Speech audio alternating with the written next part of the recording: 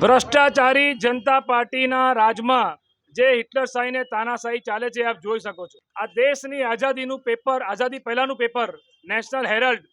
જેને આ દેશની આઝાદીમાં બહુ મોટો સિંહ ફાળો 1938 થી એ પેપરની સ્થાપના થઈ, આ 2025 ચાલે છે। ત્યારે ભાજપના નેતાઓ જ્યારથી બીજેપીની સરકાર સત્તામાં આવી છે ત્યારથી ઈડીના માધ્યમથી જે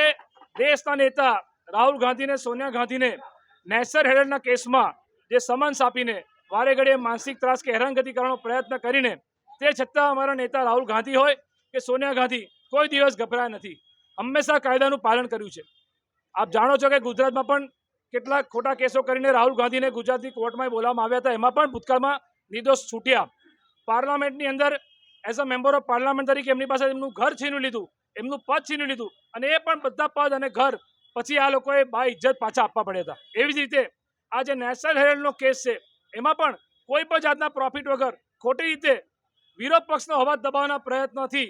આ ભાજપના ઈશારે ઈડી દ્વારા, જે સંવિધાનિક સંસ્થા કહેવાય પણ એ ભાજપનો હાથો બનીને કામ કરી રહી છે, ત્યારે એમાં પણ દિલ્હીની કોર્ટે ક્લીન ચીટ આપી છે રાહુલ ગાંધી અને સોનિયા ગાંધીને। ત્યારે આપણા માધ્યમથી વડોદરાના નગરજનોને કહેવા માંગુ છું કે આ ભાજપના નેતાઓ એટલું જુઠ્ઠાણું ફેલાયું,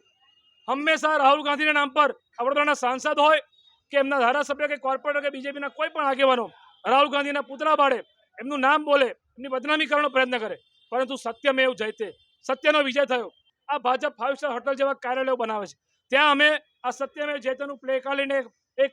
ડેમોક્રેટિક પેપર સિમ્બોલિક પ્રોટેસ્ટ હતો, જેમાં હંમેશાની જેમ આ વડોદરાની પોલીસ જે ખુલ્લેઆમ દારૂના અડ્ડા ચાલે ત્યાં બહાદુરી નહીં બતાવે, ખુલ્લેઆમ જુગારના અડ્ડા ચાલે ત્યાં બહાદુરી નહીં બતાવે, પણ કોંગ્રેસ પાર્ટી પર બહાદુરી બતાવશે। અને અમને આજે વિરોધ પ્રદર્શન કરવા નથી દેતા,